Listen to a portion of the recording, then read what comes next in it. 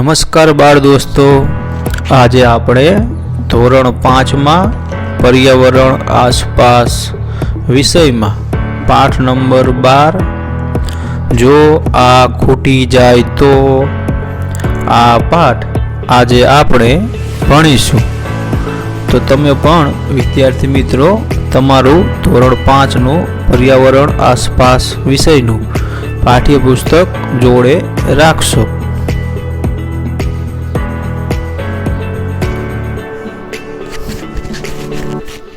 બસની મુસાફરી। આજે અમે શાળામાંથી અડાલજની વાવ ઉજાણીએ જવાના હતા, જે અમદાવાદથી આશરે 18 કિમી દૂર આવેલી છે।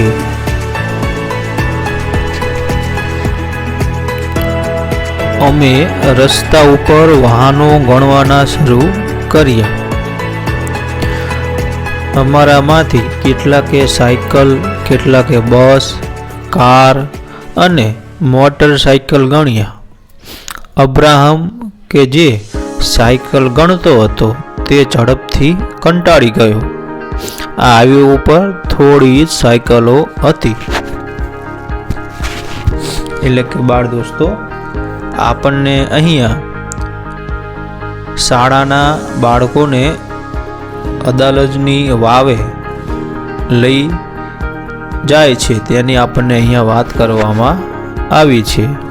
અને આ અડાલજની વાવ અમદાવાદથી આશરે 18 કિલોમીટર એટલે કે ગાંધીનગર જિલ્લામાં આવેલી છે। અને અહીંયા અબ્રાહમ નામના એક છોકરાની વાત આપણને કરી છે કે જે હાઈવે ઉપર જતી સાયકલો ગણતો હતો, પરંતુ તે ઝડપથી કંટાળી ગયો। કેમ કે કારણ કે અત્યારે હાઈવે ઉપર આપણે સાયકલો થોડીક આપણે જોઈ શકીએ છીએ।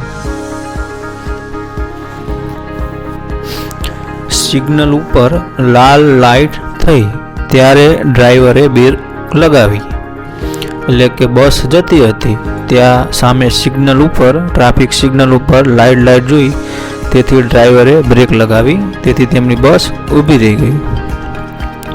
તે મોટું ક્રોસિંગ હતું અને અમે ટ્રાફિકની લાંબી લાઈનો જોઈ શકતા હતા। વાહનોમાંથી હોર્નનો અવાજ અને ધુમાડો નીકળતો હતો। કદાચ એના કારણે જ એક નાનો છોકરો રિક્ષામાં બેઠા ખૂબ જ ખાંસી ખાતો હતો। મેં કંઈક જાણીતી ગંધ પારખી। મને યાદ આવ્યું કે આવી ગંધ ગામમાં પિતાજીના ટ્રેક્ટરમાંથી પણ આવતી હતી। એટલે કે અહીંયા આપણને એક 4 રસ્તા ઉપર ટ્રાફિકનું દ્રશ્યનું વર્ણન કરવામાં આવેલું છે।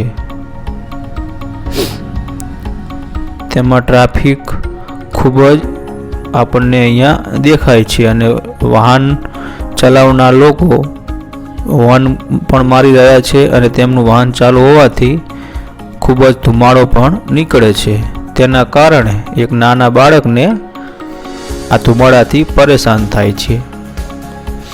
તો અહીંયા આપણને કેટલાક પ્રશ્નો આપેલા છે, તો ચાલો હવે આપણે તે પ્રશ્નો જોઈએ। તમે કયા કયા વાહનો જોઈ શકો છો? તો બાળ દોસ્તો, આપણને આ ચિત્રમાં તમે કયા કયા વાહનો જોઈ શકો છો એ તમારે તમારી નોટબુકમાં લખવાનું છે।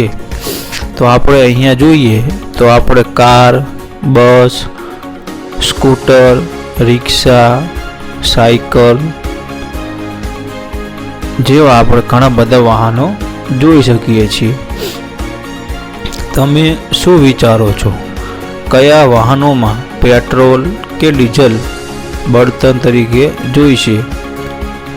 એટલે આપણને અહીંયા એવો પ્રશ્ન પૂછવામાં આવ્યો છે કે તમે એવું શું વિચારો કે આમાંથી કયા કયા વાહનોમાં પેટ્રોલ અને ડીઝલનો ઉપયોગ થતો હશે? તો અહીંયા મોટા ભાગના વાહનોમાં બળતણ તરીકે પેટ્રોલ, ડીઝલ અથવા સીએનજી ગેસનો ઉપયોગ થાય છે? કયા વાહનોનો ધુમાડો કાઢે છે તેના ઉપર નિશાની કરો. તો આ ચિત્રમાં જે વાહનો ધુમાડો કાઢતા હોય એ તમારે જોઈ તે ચિત્ર ઉપર નિશાની કરવાની રહેશે. કયા વાહનો પેટ્રોલ કે ડીઝલ વગર ચાલે છે? તો અહીંયા આપણે જોઈ શકીએ છીએ તે પ્રમાણે માત્ર એક સાયકલ જ એક એવું વાહન છે કે જે પેટ્રોલ કે ડીઝલ વગર ચાલી શકે છે. વાહનોને ઝડપી હંકારવાથી આપણે કેવા પ્રકારની મુશ્કેલીઓ સામનો કરવો પડી શકે છે? તો વાહનોને ઝડપી હંકારવાથી કોકવાર અકસ્માત થવાનો પણ ભય રહેલો છે. તેથી આપણે કોઈ પણ પ્રકારનું વાહન આપણે ચલાવતા હોય, તમારા માતા પિતા ચલાવતા હોય તો તેથી તેમને તમારે કહેવાનું કે વાહન હંમેશા ધીમું ચલાવવું જોઈએ. ત્યારબાદ કહો, તમે સાયકલ ચલાવો છો? જો હા તો તેના ઉપર ક્યાં જાઓ છો? તો અહીંયા આપણને બાળ દોસ્તો એવો પ્રશ્ન તમને પૂછવામાં આવ્યો છે કે તમે સાયકલ ચલાવો છો? જો તમને ચલાવતા આવડતું હોય તો તમે કઈ જગ્યાએ જાઓ છો એવું તમને અહીંયા પૂછવામાં આવ્યું છે. તમે શાળાએ કેવી રીતે જાઓ છો? તો તમને એવું અહીંયા પૂછવામાં આવ્યું છે કે તમે શાળાએ તમારી સાયકલ લઈને જાઓ છો, તમારા માતા પિતા તમને મૂકવા આવે છે કે તમારા સ્કૂલ બસ તમને લેવા અને મૂકવા માટે આવે છે, એ તમને અહીંયા પૂછવામાં આવ્યું છે. તમારા કુટુંબના સભ્યો ઘરેથી કામે નોકરી કેવી રીતે જાય છે? એટલે કે તમારા મમ્મી પપ્પા જો નોકરી કરતા હોય તો તે તમારા ઘરેથી કેવી રીતે તેમના નોકરીએ જાય છે? વાહનોમાંથી આવતા ધુમાડાથી કેવી મુશ્કેલીઓ થાય છે? એટલે કે વાહનોમાંથી જે ધુમાડા નીકળતા હોય તો તેમાંથી હવાનું પ્રદૂષણ થાય છે અને મનુષ્યને પણ આંખની અને શ્વાસની તકલીફો પણ થાય છે. વાહનોના હોર્નના ઘોંઘાટથી આપણે કેવી મુશ્કેલીઓ અનુભવીએ છીએ? તો વધુ પડતો જો કોઈ જગ્યાએ ઘોંઘાટ આવે વાહનોનો તો આપણી શ્રવણ શક્તિ પણ ઘટી જાય છે, એટલે કે આપણે સાંભળી શકતા પણ નથી. ત્યારબાદ પેટ્રોલ પંપ પર. થોડા સમય બાદ અમારી બસ પેટ્રોલ પંપે ઊભી રહી. એટલે કે આપણને હવે એવી વાત કરે છે કે ટ્રાફિકમાંથી બસ નીકળી અને ત્યારબાદ પેટ્રોલ પંપ ઉપર બસ ઊભી રહી. ત્યાં ખૂબ જ લાંબી લાઈન હતી, એટલે કે ઘણા બધા વાહનો પેટ્રોલ પુરાવા અથવા ડીઝલ પુરાવા માટે પણ આવેલા, એટલે ત્યાં લાઈન ખૂબ જ લાંબી હતી.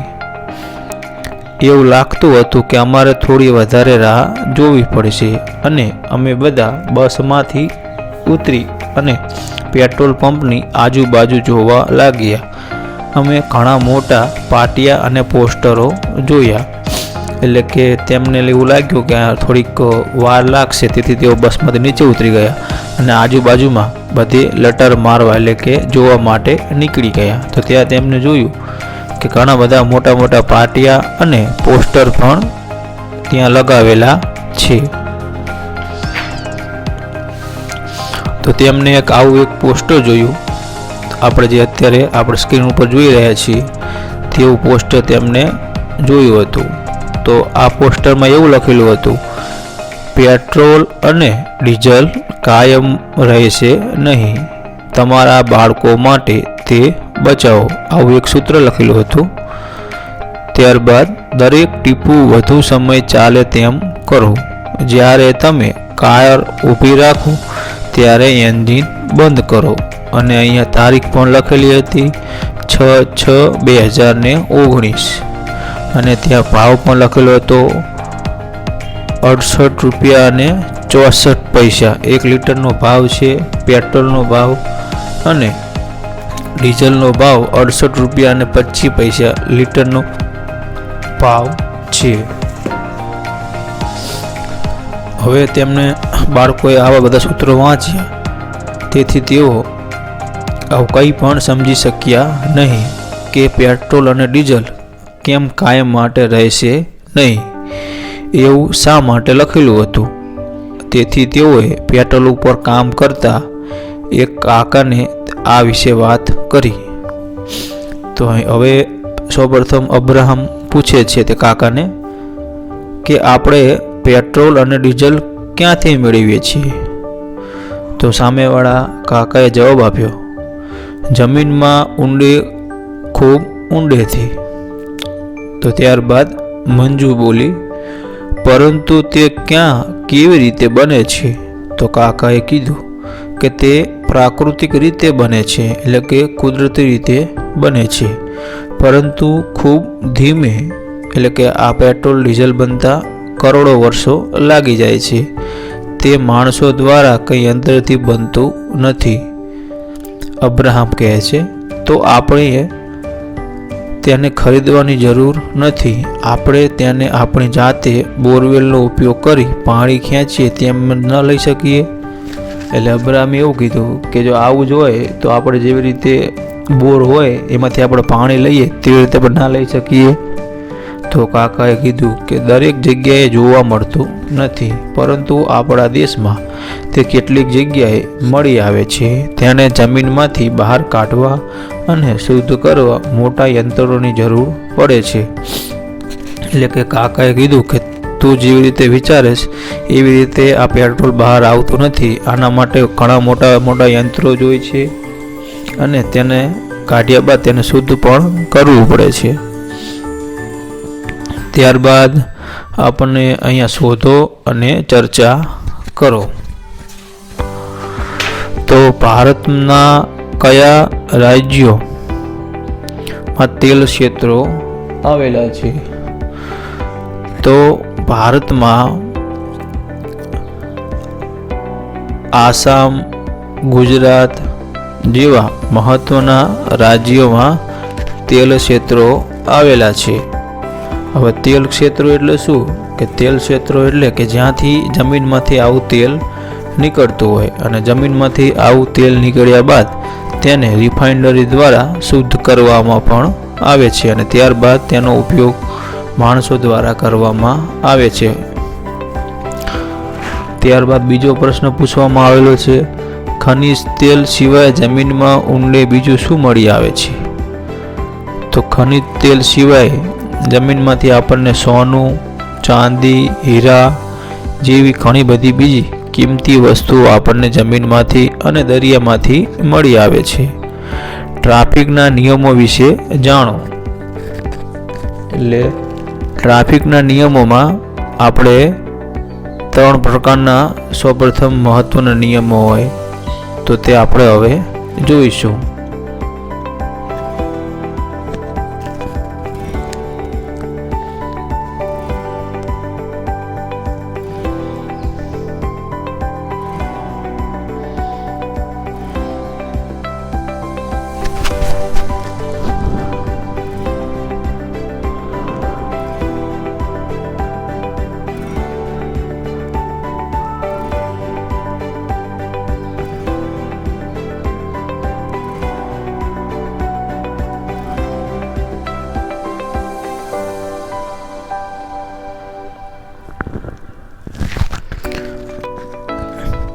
આપણે પેટ્રોલ અને ડીઝલનો વિવેકપૂર્ણ ઉપયોગ કરવો જોઈએ. શા માટે?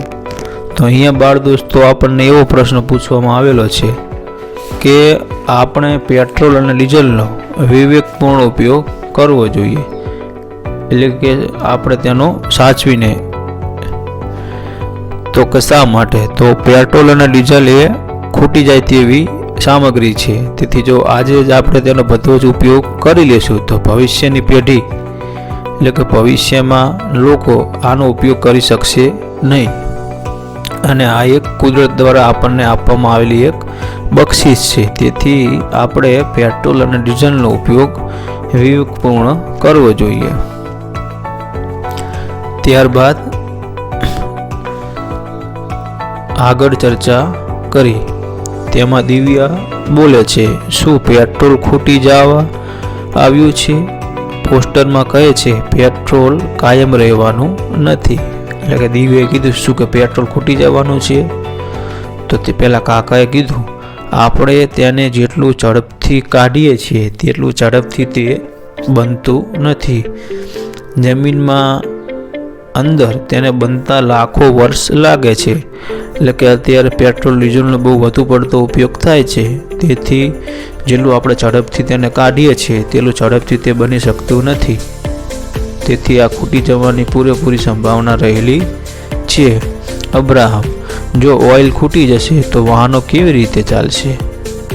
કે અબ્રાહમને ચિંતા થવા લાગી કે જો ઓઇલ ખૂટી જાય તો વાહનોનું પછી શું થશે? તો મંજુએ કીધું, સીએનજીથી. મેં ટીવી ઉપર જોયું હતું કે જે વાહનો સીએનજીથી ચાલે છે તે ઓછો ધુમાડો કરે છે. કાકા હસે છે. તે પણ જમીનની નીચેથી જ આવે છે, તે પણ મર્યાદિત જ છે. દિવ્યા: વાહનો ચલાવવા વિદ્યુતનો ઉપયોગ થઈ શકે છે. મેં વિદ્યુતથી ચાલતી મોટરસાયકલ જોઈ છે. અબ્રાહમ: આપણે કંઈક કરવું જોઈએ, નહીં તો જ્યારે આપણે મોટા થઈશું ત્યારે મુસાફરી કેવી રીતે કરીશું? દિવ્યા: જો રસ્તા ઉપર વાહનો ઓછા થઈ જાય તો મારા દાદી ખુશ થશે. તે કહે છે, જો વાહનો કીડીઓની જેમ લાઇનમાં ઊભા છે, તમે મોટા થશો ત્યારે શું કરશો? તો ત્યારબાદ મંજુ બોલી,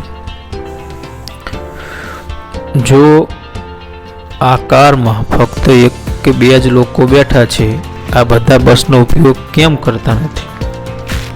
અબ્રાહમ: તેનાથી પેટ્રોલ પણ બચશે. એક બસ ઘણા લોકોને લઈ જઈ શકે છે. મંજુ: જ્યારે હું મોટી થઈશ ત્યારે સૂર્યપ્રકાશથી ચાલતી કાર શોધીશ.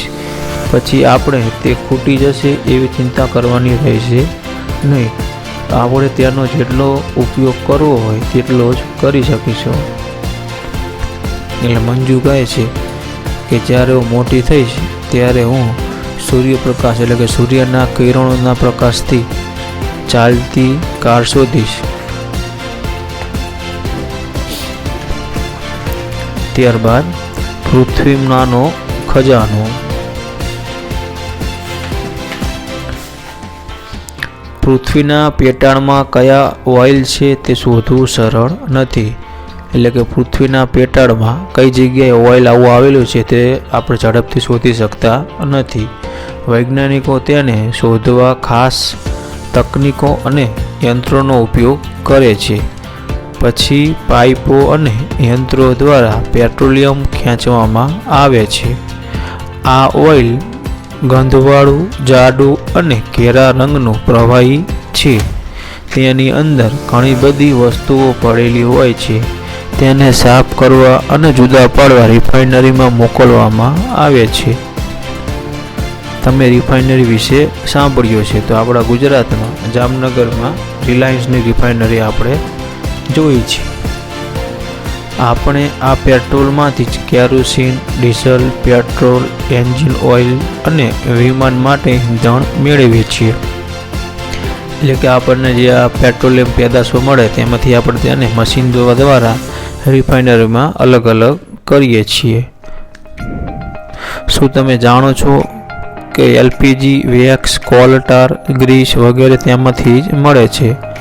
તો આ બધી જ વસ્તુઓ આપણને એક જ પેટ્રોલિયમ પેદાશોમાંથી જ મળે છે.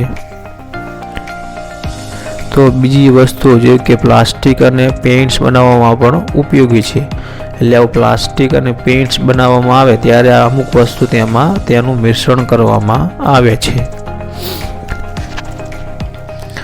મેં ઈંધણ બચાવવા વિશે વિચારવાનું ચાલુ કરી દીધું છે. મને યાદ છે કે ક્યારેક પિતાજીએ જ્યારે બીજું કંઈક કામ કરે ત્યારે ટ્રેક્ટરનું એન્જિન ચાલુ રાખે છે. તે સમયે ખેતરમાં પંપ પણ ચાલુ રહે છે. કેટલું બધું નુકસાન થાય. જ્યારે હું ઘરે જઈશ ત્યારે પિતાજી સાથે ચોક્કસ આની વાત કરીશ. ત્યારબાદ લખો, બધા વાહનો શાનાથી ચાલે છે? તો બધા જ વાહનો એ પેટ્રોલ, ડીઝલ, સીએનજી, પીએનજી ગેસથી ચાલે છે. જો વાહનોની સંખ્યા વધતી જશે તો કેવા પ્રકારની મુશ્કેલીઓનો સામનો કરવો પડશે? જુબાર દોસ્તો, વધુ પડતા વાહનો વધી જાય તો તેને મૂકવા માટે પણ જગ્યા જોઈ, તો તે પણ આપણને એક મોટો પ્રશ્ન થશે. તેને ચલાવવા માટે પેટ્રોલ ડીઝલ જોઈએ, એ પણ ભવિષ્યમાં જો ખૂટી જાય તો પણ તે મોટો પ્રશ્ન રહેશે. આવા ઘણા બધા પ્રશ્નો આપણને જોવા મળશે. મંજુએ કહ્યું, દરેક જણ શા માટે બસ વાપરતા નથી? તમે શું વિચારો છો કે લોકો મુસાફરી માટે બસનો ઉપયોગ કેમ નથી કરતા? એટલે અલગ અલગ લોકોનો અલગ અલગ અભિપ્રાય હોઈ શકે. જો ધનાઢ્ય વ્યક્તિ હોય તે બસમાં મુસાફરી કરતા તેને એવું નીચાપણ જ એવું લાગે છે, તેથી તે બસમાં મુસાફરી કરી શકતો નથી. વાહનોની સંખ્યા વધવાથી પડતી મુશ્કેલીઓના નિકાલ માટેના ઉપાયો સૂચવો. તો વાહનોની સંખ્યા વધવાથી પડતી મુશ્કેલીઓનો નિકાલ માટેના ઉપાયો સરકાર શ્રી દ્વારા આના માટે અમુક કાયદા અને નિયમો બનાવવા જોઈએ, અને આવા કાયદા અને નિયમોનું સામાન્ય લોકોએ તેનું પાલન કરવું જોઈએ. જો આપણે ટ્રાફિક સિગ્નલની લાલ લાઇટ પર ઊભા રહેતા વાહનોનું એન્જિન બંધ કરીએ તો તેનાથી શું ફાયદો થાય? તો જો ટ્રાફિક સિગ્નલ ઉપર આવા વાહનો હોય અને જો તમે તેનું એન્જિન બંધ કરી દો તો એ સૌપ્રથમ ધુમાડો ઓછો થાય અને પેટ્રોલ ડીઝલની પણ બચત થાય. ત્યારબાદ શોધો અને લખો. એક સમયે કેટલું પેટ્રોલ ડીઝલ ભરી શકાય? તો સ્કૂટરમાં 9 થી 10 લીટર ભરી શકાય, કારમાં 20 થી 25 લીટર ભરી શકાય જેવી કાર, અને ટ્રેક્ટરમાં પણ 30 થી 35 લીટર ભરી શકાય. 1 લીટર પેટ્રોલ ડીઝલમાં તે કેટલે દૂર જઈ શકશે? તો સ્કૂટર એ 20 કિલોમીટર સુધી દૂર જઈ શકે, કાર એ 15 કિલોમીટર સુધી દૂર જઈ શકે, અને ટ્રેક્ટર પણ તે 13 કિલોમીટર સુધી દૂર જઈ શકે છે. પેટ્રોલનો ભાવ દરેક શહેરમાં જુદો જુદો હોય છે. દિલ્હીનો પેટ્રોલ ડીઝલનો ભાવ અહીં આપેલો છે. કોષ્ટક જુઓ અને પ્રશ્નોના જવાબ આપો. તો અહીંયા આપણને અલગ અલગ પેટ્રોલ ડીઝલનો ભાવ આપેલો છે. તો અહીંયા સૌપ્રથમ 1 લીટરનો આજનો ભાવ, તો આજનો ભાવ 79 રૂપિયા છે ડિસેમ્બર 2020માં. ત્યારબાદ ડીઝલનો ભાવ 69 રૂપિયા છે. વર્ષ 2019માં 2014ની સરખામણીમાં પેટ્રોલનો ભાવ 4.79 રૂપિયા ઘટ્યો અને ડીઝલનો ભાવ 17.44 રૂપિયા વધ્યો. 2009થી 2014 અને 2014થી 2019 સુધી પેટ્રોલ ડીઝલના ભાવમાં શું તફાવત હતો? તો આમાં ભાવમાં વધઘટ આપણે જોઈ શકીએ છીએ. ત્યારબાદ શોધી કાઢો. તમારા વિસ્તારમાં પેટ્રોલ અને ડીઝલનો ભાવ શું છે? તો આપણે અત્યારે જે ઉપર પ્રમાણે જોયું કે આજનો ભાવ 79 રૂપિયા પેટ્રોલ અને 69 રૂપિયા ડીઝલનો ભાવ છે. પેટ્રોલ અને ડીઝલનો ભાવ કેમ વધે છે? તો સરકાર દ્વારા અમુક પ્રકારના ટેક્સ નાખવામાં આવે તો પેટ્રોલ અને ડીઝલનો ભાવ વધે છે. તમારા ઘરમાં એક મહિનામાં કેટલું પેટ્રોલ અને ડીઝલ વપરાય છે? શા માટે વપરાય? તો આ પ્રશ્નનો જવાબ તમારે તમારી જાતે નોટબુકમાં લખવાનું રહેશે કે તમારા પપ્પા, તમારા ભાઈ કોઈ જગ્યાએ જતા હોય નોકરીએ તો તેમના બાઇક અથવા કારમાં કેટલું પેટ્રોલ પુરાવે છે તમારે જાણીને તમારે લખવાનું રહેશે. ત્યારબાદ આપણને અહીં એક પોસ્ટર આપવામાં આવેલું છે. હું ક્યાં ઉપયોગી છું? એટલે કે આપણને અહીંયા પેટ્રોલની ઉપયોગિતા કઈ કઈ જગ્યાએ છે તેનું એક પોસ્ટર આપવામાં આવેલું છે. તો સૌપ્રથમ ડ્રાય ક્લિનિંગ માટે એટલે કે કપડાના ઉદ્યોગોમાં પેટ્રોલ વપરાય છે. ત્યારબાદ પ્રકાશ મેળવવા માટે એટલે કે ફાનસમાં પણ પેટ્રોલિયમ પેદાશોનો ઉપયોગ થાય છે. કાર, ટ્રેક્ટર કે વિમાનના ઈંધણ માટે. ત્યારબાદ પ્લાસ્ટિક અને રંગો બનાવવા માટે, યંત્રો ચલાવવા માટે, અને કેરોસીન અને એલપીજી તરીકે પણ ઉપયોગી છે. આવી રીતે ઈંધણના ઘણા બધા ઉપયોગો આપણે જાણીએ છીએ. અહીંયા આપણને સૂત્ર પણ આપેલું છે, ઈંધણ બચાવો અને તેને આદત બનાવો.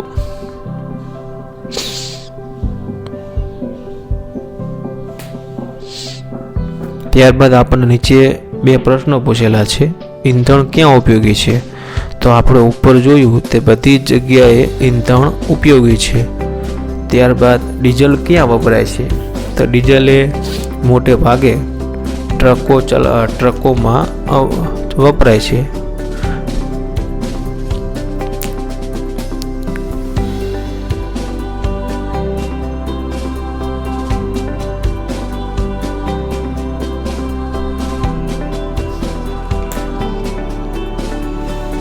વિચારો અને ચર્ચા કરો. જો તમારા ગામ અથવા નગરમાં એક અઠવાડિયા સુધી પેટ્રોલ કે ડીઝલ ના મળે તો શું થાય? તો કોઈ પણ ગામમાં અથવા શહેરમાં એક અઠવાડિયા સુધી પેટ્રોલ કે ડીઝલ ના મળે તો આખું શહેર થંભી જાય છે. જેમ કે જીવન જરૂરિયાતના જે વાહનો ચાલતા હોય તે પણ બંધ પડી જાય છે. ઈંધણ બચાવવાના થોડા ઉપાયો સૂચવો. તો આપણે ઘણા બધા ઉપાયો જોયા, અને તમારે બીજા ઉપાયો જાણવા હોય તો તમારા માતા પિતાને તમે પૂછશો. પહેલાની વાત. દુર્ગા હરિયાણાના એક ગામમાં રહેતી હતી. દરરોજ તે ઘણા કલાકો ચૂલા માટે લાકડા વીણવા વિતાવતી. તેની દીકરી પણ તેને મદદ કરતી. છેલ્લા 3 મહિનાથી તેને ખાંસી થઈ ગઈ હતી. લીલા ભેજવાળા લાકડા સળગતા ત્યારે ખૂબ જ ધુમાડો થતો, પરંતુ દુર્ગા પાસે બીજો કોઈ વિકલ્પ ન હતો. જ્યાં ખોરાક ખરીદવા પૂરતા પૈસા ન હતા ત્યાં લાકડું ખરીદવા પૈસા ક્યાંથી હોય? તો અહીંયા આપણને દુર્ગા નામના એક સ્ત્રીની વાત કરવામાં આવેલી છે. ચર્ચા કરો. તમે ક્યારે સૂકા લાકડા વીણ્યા છે કે ગાયના છાણના છાણા બનાવ્યા છે? એટલે અહીંયા તમે તમારા ઘરમાં તમારા મમ્મી અથવા તમારી બહેન અથવા તમે આવી કોઈક રીતે સૂકા લાકડા તમે તમારા વીણવા તમારા સીમમાં ખેતરમાં તમે ગયેલા છો, અથવા ગાયના છાણના છાણા તમે જોયેલા છે, અથવા તેનો ઉપયોગ આવી રીતે બળતણ તરીકે તમે કરેલો છે, એવું આપણને અહીંયા પૂછવામાં આવેલું છે. તમે કોઈને જાણો છો જે સૂકા લાકડા અથવા સૂકા પાંદડાનો ચૂલો સળગાવતા વીણતા હોય? એટલે કે તમારા ઘરની આજુબાજુમાં કોઈ રહે છે કે જે આવી રીતે સૂકા લાકડા અથવા સૂકા પાંદડાનો ચૂલો સળગાવવા વીણવાતા હોય? ત્યારબાદ તમારા ઘરમાં રસોઈ કેવી રીતે બને છે?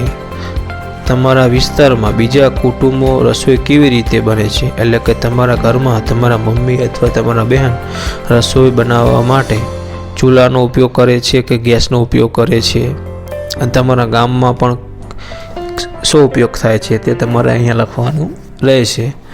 જો તેઓએ રસોઈ બનાવવા લાકડા અથવા છાણાનો ઉપયોગ કરે છે તો ધુમાડો કારણે તેમને કેવી મુશ્કેલીઓ પડે છે? તો આ માટે આવું કોઈ ઉપયોગ કરતા હોય તો તેને તમે પૂછી શકો છો. શું દુર્ગા લાકડા સિવાય બીજું કંઈ વાપરી શકે? કેમ નહીં? તો આપણને એવું કીધું કે લાકડા સિવાય દુર્ગા બીજું શું વાપરી શકે? તો લાકડા સિવાય દુર્ગા બીજું કંઈ પણ વાપરી શકે નહીં. પહેલાં આપણા દેશમાં આશરે 2/3 લોકો છાણા, લાકડા અને સૂકા ડાળખા વગેરેનો ઉપયોગ કરતા હતા. અત્યારે પણ કરે છે. આ બધું જ ફક્ત રસોઈ બનાવવા માટે જ નહીં, પરંતુ ગરમી મેળવવા માટે, એટલે કે અત્યારે આપણે શિયાળાની ઋતુમાં તાપણું પણ કરીએ છીએ. પાણી ગરમ કરવા માટે, પ્રકાશ મેળવવા માટે વપરાતું હતું.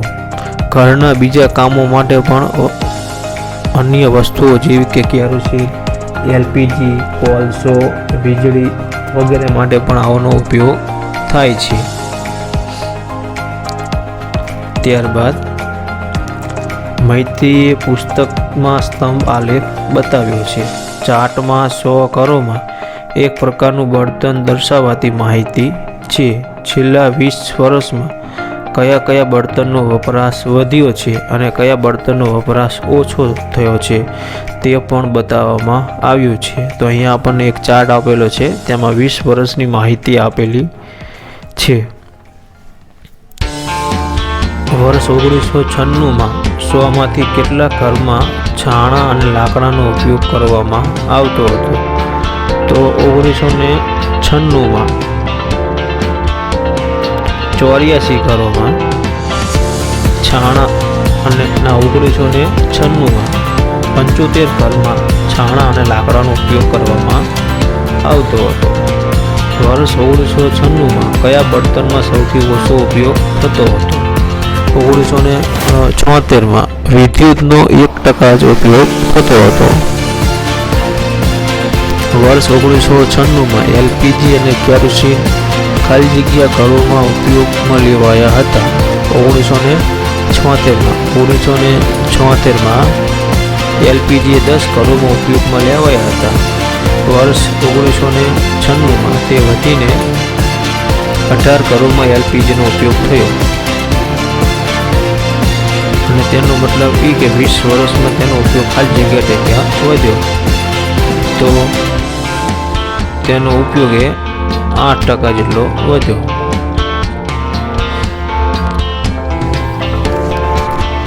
વર્ષ 1996માં 100માંથી કેટલા ઘરોમાં વિદ્યુતનો ઉપયોગ થયો હતો?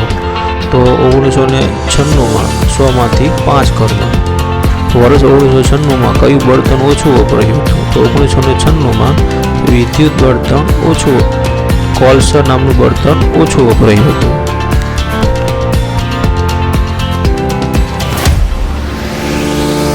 વર્ષ 1996માં તે કેટલા ટકા ઘરોમાં ઉપયોગ લેવાયો હતો? તો તે 2% ઘરોમાં ઉપયોગ લેવાયો હતો. ત્યારબાદ વડીલો પાસેથી જાણકારી મેળવો. તો તમે પણ તમારા દાદા દાદી પાસેથી આની જાણકારી મેળવી શકો છો. તો તમે કઈ જાણકારી મેળવશો કે જ્યારે તેઓ નાના હતા તે સમયે રસોઈ બનાવવા ઘરમાં શું ઉપયોગમાં લેવાતું હતું? તમારા વિસ્તારમાં છેલ્લા 10 વર્ષમાં રસોઈ માટે કયા કયા બળતણનો ઉપયોગ વધ્યો, કયા કયા બળતણનો ઉપયોગ ઘટ્યો? હવે પછીના 10 વર્ષોમાં કયા બળતણનો ઉપયોગ વધશે અને કયા બળતણનો ઉપયોગ ઘટશે?